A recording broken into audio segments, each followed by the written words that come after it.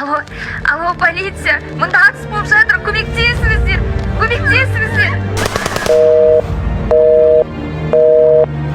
Кез келген уақытта, кез келген жерде қандай жағдай орын алуы мүмкін екендігін ешкімде болжай алмайды.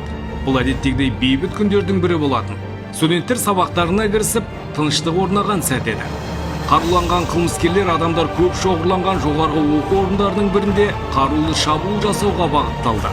Көшеде қаруланған қылмыскерлерді көрген адамдар болғанымен, оған бейжай қарап көңіл бөлмеген. Нәтижесінде ол діттеген жеріне еш кедергісіз жетіп, бейкүнә адамдарға қарулы шабуылын жүзеге асырған. Бұндай жағдайда алғашқы іс-қимыл алгоритміне сәйкес, кез келген адам келесіде әрекеттерді жүзеге асыра білуі қажет.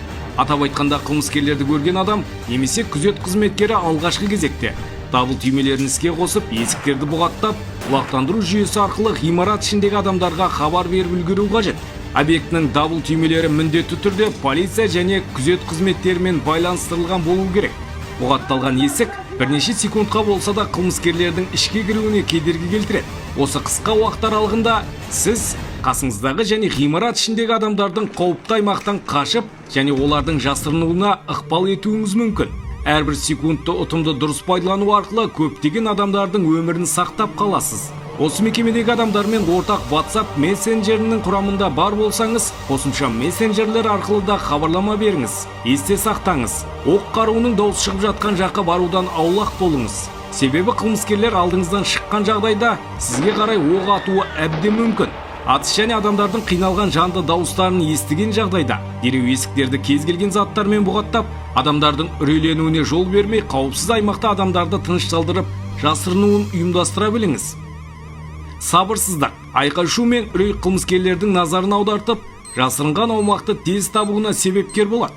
Егерде сіздің жасырынған жеріңіз жоғары қабаттарда болып, атыс дауысы алыстан естіліп жатқанына көз жеткізсеңіздер, айқай-шусыз, үрейсіз адамдардың далаға қашып шығуын ұйымдастырыңыз. Жеке мүліктеріңізді жинап алып шығуға уақытыңызды құртпаңыз. Бастысы, жан-жағыңызға көз жүгіртіп, қауіптің жоқ екендігіне көз жеткізіңіз. Қиылыстар мен баспалдақтарда міндетті түрде жан-жақтарыңызға қарап алып, қозғалысты жалғастырыңыз. Есте сақтаңыз, кез келген жерде оқ қаруын пайдалану арқылы адамдарға оқ ату орын алған жағдайда қызықтап қарап, фото, видео түсіріп тұрмаңыз. Оның арты сіздің өміріңізге қауіп төндіру мүмкін. Атыс дауысын естіген жағдайда ол бағытта жүруді доғарып, қауіпсіз аймаққа қарай қашыңыз. Атыс дауысын ести тұра немқұрайлықпен қарау сіздің өміріңізге қауіп төндіру мүмкін. Қауіпсіз жерде есікті бұғаттап жасырынған болсаңыз, дереу шабуыл жайлы құқық қорғау органдарына хабар беріңіз.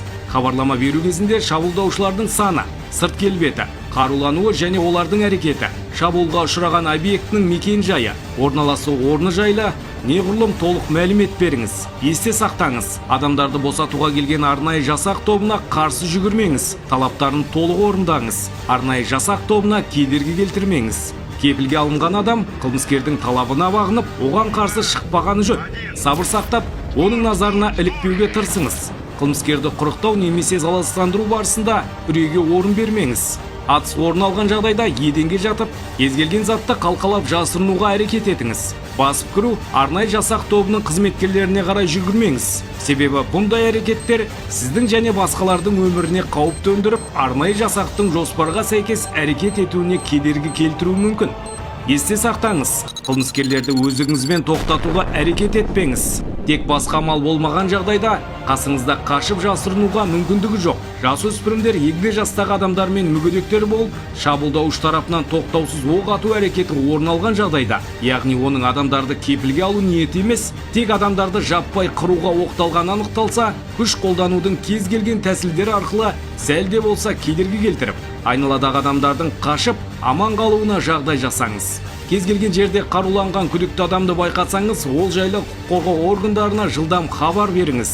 Сол арқылы сіз қайғылы жағдайдың орын алуына жол бермей, адамдардың өмірін сақтап қала аласыз.